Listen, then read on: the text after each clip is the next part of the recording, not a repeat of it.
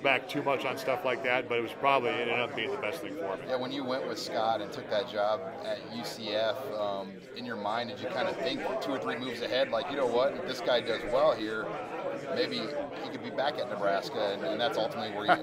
Well, it's funny you say that because I actually I had a house in Lincoln for 4 years, and I sold it in July. So people always ask me, well, do you think you're coming back? And I go, well, I sold my house in July, so I didn't think I was coming back that quick. You know, maybe it's in the back of your mind, but one thing with this profession is it's pretty consuming. You're doing stuff. Your mind's kind of on it 24 hours a day, so you don't really think too far ahead of where you're at. But I will say when we did start becoming pretty successful down there and it wasn't going so good here, you obviously thought it might happen there.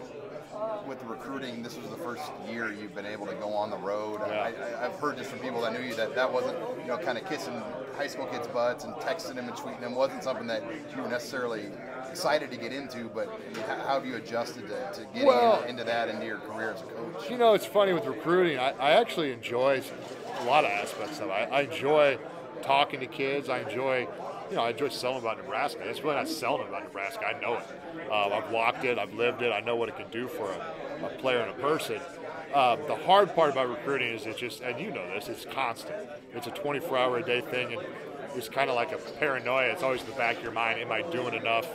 Am I texting their second relative or whatever? You know what I mean? So that's the hard part about recruiting is the constant, you know, the reminders of it. But when it comes to evaluating kids, I really enjoy that. When it comes to talking to kids about what Nebraska can do for them, I love doing that part. So that part's easy. It's the thing that's in the back of your mind that makes recruiting hard. So you went to Burke and Bellevue West, was it 4 Fridays in a row? Yeah. I mean, what was the response you got to that? Because I don't know if there's ever been a Nebraska staff that's gone into a school that consistently locally. Well, you know, I guess the way I look at it is, you know, when there's guys in the state that are a priority, and I'm in charge of them, I would not feel very good if they went to especially a neighboring college. So, you know, I know I felt growing up that, you know, the guys who ever left the state, I was like, what are you doing? You can't leave Nebraska. You're supposed to be in Nebraska. So I wanted to get back to the point where the kids who are in the state, that's where they have a desire to go to, and everything else is kind of gray matter. They want to be here. So, you know, I feel a big time sense of responsibility to keep the great Nebraska players in Nebraska. So you're not a fan of reading about Drew Rod and guys, Lincoln Southeast guys going to Wisconsin? Yeah, you know, and you know, it's up to us too, you know, to evaluate guys the right way too. And you've seen this throughout Nebraska. Nebraska's a different deal because we're not doing 7-on-7 tournaments for 12 months a year. You know, we have 3 sport athletes. We have kids that have summer jobs, and you have to be able to project kids. You know, so some kids are easy to evaluate that are studs and the biggest class, what have you, but it's the Class C and the Class D kids that play 3 sports. You got to be able to project those kids to see what they can do for you. So, you know, it's important to keep the really good ones in state, but it's also important to evaluate the guys and see what they could be. How much have you just listened to in-state coaches on kind of what they're looking for from Nebraska? Because it feels like the relationship has been inconsistent, I guess would be the best way to describe it, the last 15 years. Yeah, I think the biggest thing is just, you know, just open communication. And that's the biggest thing I've tried to say, hey, you need something from me, let me know. And, you know, I think, you know, being able to get them down here to check out practices, let them see how we operate, that was always an advantage I thought we had in the, you know, quote-unquote glory days, is how many Class A and Class B teams ran an option-type offense. You know, hopefully they can come do some similar type of, you know, teaching techniques, culture aspects that we do, you know, in practice, and they can take it to their teams in high school. So we're kind of just here to help out any way we can with that. Hey, Lee. Yeah, good to see you. Hey, I just wondered, I'm doing something on just the fact that the staff all came as a unit, as a group. Just how much farther along do you guys think you are? Because Scott doesn't have to spend time coaching the coaches, he can all coach the players. Yeah. I mean, how impactful has that been? Yeah, absolutely. I mean, you know, a great example is, you know, right now with recruiting, the first off season we were down at UCF, we watched the whole thing as a staff, and you know that process takes a lot longer. And now, you know, we'll watch a few guys as a staff now, but Scott has a lot more trust. You know, when a position coach says, "This is the guy I like," he's gonna, you know, he's still got the final say, but he's got a lot more trust. Knowing what kind of guy you are, what type of guy you're looking for, the comfort level is a lot higher. Like you're all speaking the same language. Like if a head coach takes a job and hires 6 assistants he's never worked with before. Well, yeah, and you talk about speaking the same language. You know, for example, the first year on defense, all of us have been a lot of different places. So everybody's played cover 3 defense, but one guy calls that drop the curl flat drop, one guy calls it the buzz drop, one guy calls it the Bronco. So you have to learn how to speak the same language, and after 2 or 3 years, we're doing that now. So that's been very helpful too. Hey, Will Honas was a guy that you really jumped on right away. I think you called him your handpicked guy at that recruiting dinner. How has he lived up to that billing thus far in the workouts and kind of? As far as the effort, on and off the field, that part he's been great. I think he's getting straight A's in school. He's constantly in my meeting room. He's doing great in the weight room. All reports I'm getting. So far it's been so good.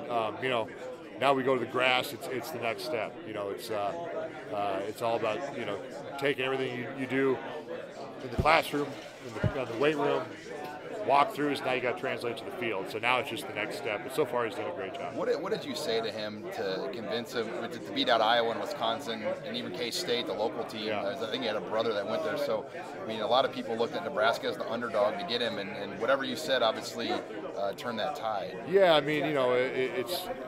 Especially being at this school now, it's not a very hard sell for me. You're always saying, well, I've been where you are going to go and hopefully want to go, playing in college and the NFL. But at the same time, this was the exact place that I used all the assets that they had to offer. I used that to get where I wanted to go, and a lot of those same ones are still in place. Coach Duval was a strength coach when I was here. The nutrition was set up in a similar fashion. Everything's state of the art. The academic center, Dennis Locke was my academic advisor.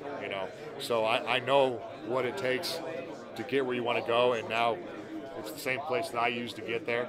So that part's a fairly easy, story for me to tell. Is it rare though to even find like a 4.0 student that went to a private school in a junior college like that? It seems like that. Well, yeah, doesn't happen very often. It's very true, and one thing with that position in particular is you have to have some savvy and intelligence, and sometimes the JUCO world, they're in JUCO for a reason. A lot of savvy. Yeah, and so that was one thing.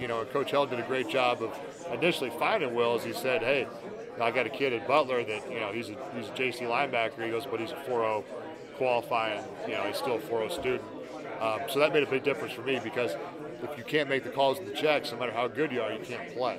So he was a guy that mentally can handle all those responsibilities. How do you work command with Mo Berry, Dedrick Young? I think all 3 guys probably think they're going to start. So how do you kind of manage that situation this spring and season? One thing we don't have a shortage of here is reps. You'll see when we start going on our practices, we practice fast. And our offense, we're going to run 120 to 130 plays in an hour 45 practice. So people are going to get on film.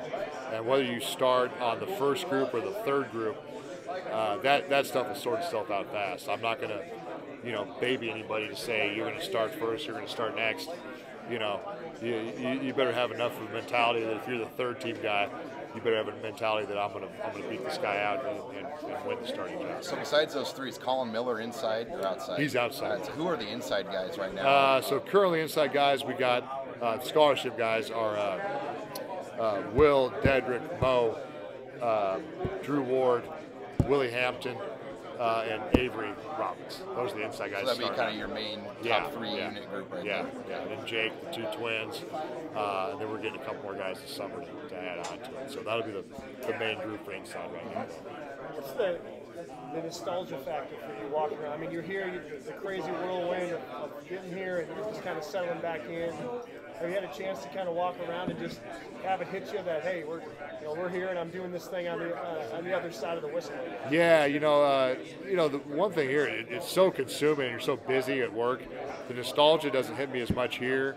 It does a little bit when I go home. When you get to go home and you're in Lincoln, Nebraska, and I got 2 sets of grandparents that are close by. I actually got a babysitter every now and then. Me and my wife have got to go out by ourselves a couple times, which is pretty cool. So that part, you get a little nostalgic. Wow, I'm back home. But, you know, as far as nostalgia when you're here, you're so busy and you're so focused on getting things right that you don't really think about it when you're at work. But definitely when I take off, I do. How many practices will Tom go to? Is he going to be like 5 days a week? He may be limited. He better not be coaching me, is all I know. He's put him on a punch card? Yeah, he can go to unlimited practices. I just got to make sure he's not coaching me when I'm there. So he's got to have a little buffer for my drills is all I need to have him do. Because I mean, when you were here with Bo, he was at He went to a lot of practices, yeah. And he you know, but he was always, you know, he was kind of in the background. He just wanted to make sure what was going on. And, you know, as long as he doesn't step in and try to teach my guys how to shuffle or something like that, he'll probably be a lot of these too. So. Where do you prioritize a Big Ten championship? Well, you know, I think one thing that we take a lot of pride in as a program is not thinking about that part right now. We really, shoot, when Coach Frost came up with Oregon, it was win the day. When he took the head job at UCF, it was rise and conquer. So our focus is constantly on learning how to prepare, learning how to attack each day and win each day. In my mind, I learned a lot of this from Pete Carroll too. Your preparation is everything. When we prepare at a certain level, and you can see it, we saw it transform at UCF. When coaches do less and less during the day on a daily basis, that's where winning results happen. And you know, you have to have a little bit of luck at times to go 13-0, win a Big Ten title. You got to have injuries not happen. You got to have the ball bounce your way. But when we get guys preparing like we want them to prepare, that's when championships will happen. So it's important to us as coaches and players that I'm not thinking about a Big Ten title every day. You're thinking about how do we get to the point where these guys don't really need coaching during the day. They know how to do it. So with all of that taken into account, and maybe the answer to this is no, but does it twist the knife in your gut a little bit when you see that Nebraska hasn't won one of those things since 1999? I do, because I think we should have. You know, and like I said, sometimes that's a little bit of luck. You know, shoot, I mean, 2009, they put a second back on the clock. They could have easily said that game's over. Shoot, when I was playing, you know, we had a couple games go different ways. We may have won, but at the same time, it definitely does. Nebraska's, if you want to be considered a blue blood standard, you know, elite level college football program, championships go with that. So, as much as I was preaching about winning the day, about preparation, eventually you need results too. It's a result-driven business, and Big Ten titles are a part of that.